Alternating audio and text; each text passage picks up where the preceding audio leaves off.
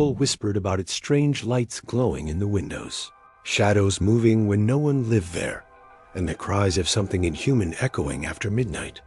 Most dismissed it as superstition, but deep down, everyone stayed away. Everyone except us. It was supposed to be a joke, a dare to prove we weren't scared. Just 5 friends with flashlights, ready to laugh at old ghost stories. But the moment we stepped inside, the air felt wrong. Heavy, thick, like it didn't want us breathing in it. The walls creaked even when we stood still, and every corner seemed darker than it should have been. We thought it was all in our heads. We thought we were safe. But that night, the Farmhouse made sure we never forgot it. The front porch groaned beneath our footsteps as we pushed open the crooked door. It gave way with a long screech, echoing through the silence like the house itself was announcing our arrival. Dust swirled in the air, glowing faintly in the narrow beams of our flashlights. Creepy, but not that bad, Jake whispered, forcing a laugh. He always acted tougher than he felt. Behind him, Sarah hugged her jacket tighter. She didn't want to come, but none of us wanted to look like cowards.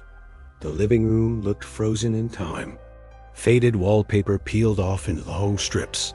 Furniture sat draped in moth-eaten sheets, and the fireplace was filled with ashes far too fresh for a house abandoned 30 years ago. That is when I noticed the first strange thing, a faint outline of muddy footprints leading across the dusty floorboards. They must be from squatters, Kevin muttered, though his voice trembled. Still, we followed the tracks into the hallway. Every step we took seemed louder than it should have been, each creak of the floorboards echoing like someone else was walking just a few paces behind. At one point, Mia swore she heard a whisper. We stopped, holding our breath, but all we heard was the house settling around us. We pushed deeper inside, moving past the kitchen with its rusted sink and shattered plates until we reached the staircase. The wooden steps stretched upward into complete darkness. My gut screamed at me to stop, but Jake was already halfway up, his flashlight beam cutting through the black. Halfway up, his light flickered. He cursed under his breath and smacked the flashlight until it came back on. That's when we all froze. For just a moment, when the beam sputtered, I could have sworn I saw a figure at the top of the stairs. A pale silhouette, motionless, watching. "Did you see that?" I whispered. "See what?" Jake asked, his voice tight. The others shook their heads, but I knew what I saw. The shadow was gone now, but the air felt colder.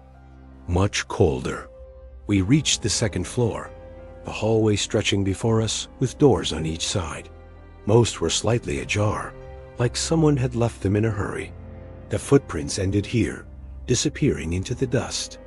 "Let's check the last room," Jake said, pointing to the door at the very end. Unlike the others, this one was closed, its surface scratched like someone had clawed at it. Something about that door made every hair on my neck rise. Still, we walked toward it, the silence so heavy it drowned out the sound of our own breathing. Jake grabbed the handle. It rattled, but the door wouldn't open. He pushed harder. The wood groaned, as if something on the other side was pressing back. And then, a loud, violent bang shook the door from the inside. We stumbled backward, hearts racing, as the sound echoed through the empty farmhouse. The door shook again, harder this time, as if something was trapped inside and desperate to get out. We stumbled back, our flashlights quivering in our hands. "Forget it. Let's go back downstairs," Sarah hissed, panic breaking through her voice. But Jake, stubborn as always, wasn't ready to give up. "Someone's in there," he whispered. "What if it's just squatters messing with us?"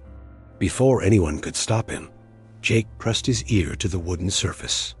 His face went pale almost instantly. "What is it?" I asked. He shook his head, backing away. "Breathing. Someone's breathing in there." The rest of us froze, listening. Sure enough, slow, heavy breaths echoed faintly from the other side. They weren't rushed or panicked, just steady, like whoever or whatever was inside knew we were there and wasn't afraid. "Okay, we're leaving," Kevin snapped. "Now." We turned to head back down the hallway when Mia let out a sharp gasp. "What?" I asked. She lifted her flashlight with a trembling hand. At the far end of the hallway, the way we came, stood a figure. Still, pale, faceless in the dim light. It didn't move, didn't speak. It just stood there, blocking our only way out. "Who's there?" Jake called, his voice cracking. The figure didn't answer. It tilted its head slightly, as though studying us. Then, without warning, every door in the hallway slammed shut at once. The sound shook the walls, dust raining down from the ceiling. Sarah screamed, clutching my arm. "Run, just run," Kevin shouted. But where? The figure still blocked the stairs. We bolted into the nearest room, slamming the door shut behind us. My heart pounded as we pressed our backs against the wall, struggling to breathe. The room smelled of rot, its walls lined with cracked mirrors. Our flashlights flickered, reflecting a dozen distorted versions of us. "This is insane," Mia whispered, her voice trembling. "We need to get out." Her words cut off with a scream. One of the mirrors rippled, like water disturbed by a stone. A pale hand reached out from the glass and grabbed her wrist. She shrieked, thrashing as the hand pulled harder. "Help me," she cried. Jake and I lunged forward, grabbing her other arm. For a moment, it felt like we were in a tug-of-war with the mirror itself. The pale hand tightened, long fingers digging into her skin, dragging her closer to the glassy surface. With one final desperate yank, we pulled her free.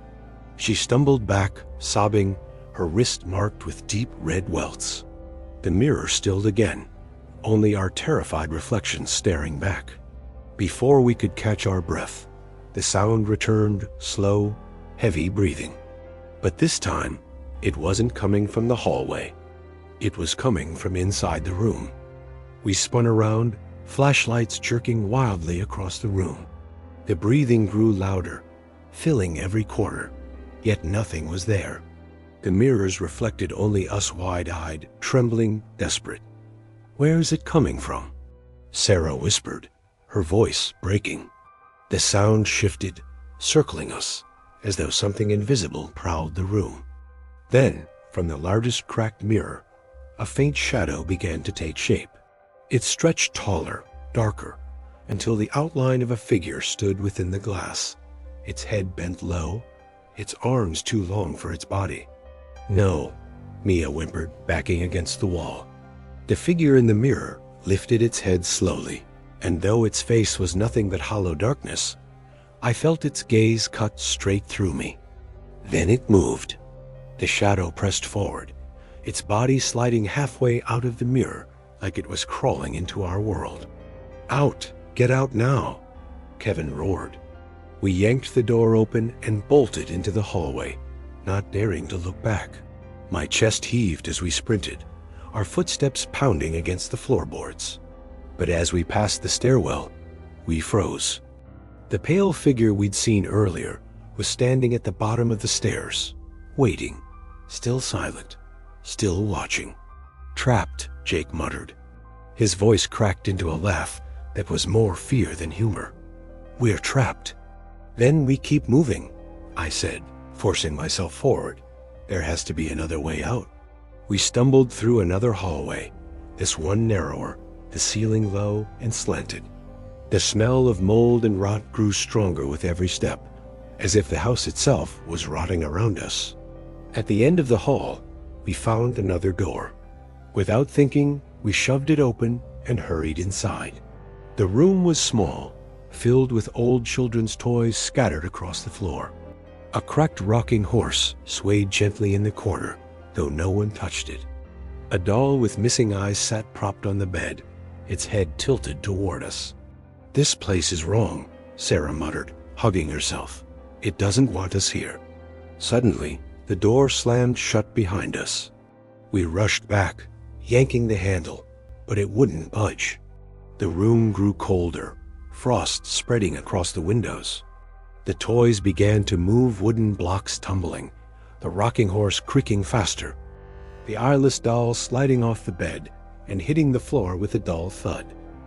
Then we heard its childlike giggles, dozens of them, high-pitched, overlapping, echoing from the walls. "Stop it," Mia cried. "Make it stop."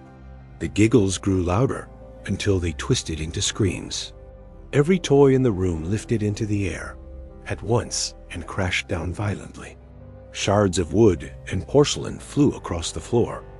The windows shattered, and through the broken glass, gray, skeletal hands began clawing their way inside. We screamed as the skeletal hands clawed through the shattered windows, reaching for us with jagged, broken nails. Jake grabbed a chair and smashed at them, splintering the wood against the window frame. But for every hand he beat back, another slipped through. "They're everywhere," Sarah cried, her voice shrill with terror. "We need another way out now," I shouted. Kevin kicked open a side door, and we spilled into a narrow corridor. The walls here were warped, pulsing as if the house itself was alive. Our flashlights flickered, the beams stretching unnaturally long. Every few steps, I swore the hallway grew shorter behind us, cutting off any retreat. "This place? It's changing," Mia gasped, clutching her injured wrist. "It's keeping us inside." We burst into another room, what looked like an attic despite being on the second floor. Old trunks lined the walls, and a single, filthy window overlooked the dead fields outside. Salvation. Jake rushed forward, slamming his shoulder into the glass. It shattered, shards raining into the night air. "Go, jump," he yelled. Kevin didn't hesitate. He climbed out and leapt. But instead of landing in the weeds below, he vanished. Gone. The moment he passed the frame, there was nothing but darkness. Sarah screamed, pulling back. "Where did he go?" Jake peered out, trembling. "It's not outside. It's just black. Like the window doesn't lead anywhere." Mia collapsed against the wall, sobbing. "We're never leaving. Don't you get it? The house won't let us." Before I could answer, the trunks around us began to rattle. One by one, their lids creaked open, and inside, we saw them figures curled in the dark. Pale faces, hollow eyes, jaws stretched open in silent screams. "Corpses." "No," Sarah whimpered. "Those are." Her words died as one of the bodies twitched, then another and another. Slowly, they began to climb out, their movements stiff and jerky, like puppets on strings. Jake grabbed my arm, panic blazing in his eyes. We fight our way out. It's the only chance. But before we could move, every corpse turned its gaze toward us. Their mouths opened, releasing that same steady, heavy breathing we had heard behind the first locked door. The sound surrounded us, filling the attic until the walls themselves seemed to shake. Mia screamed as one of the corpses lunged, dragging her down. Jake swung a broken beam, smashing its skull, but more swarmed forward. Sarah clutched my hand, tears streaking her face. "Don't let go," she whispered. But then the floor gave way beneath us. We plunged into darkness. When I opened my eyes, I was outside the farmhouse, alone. The night was silent. The windows were dark. My friends gone. No trace of them. No footprints. Nothing. And then I heard it. From inside the farmhouse. Breathing. Slow. Heavy. Patient. Waiting for me to come back.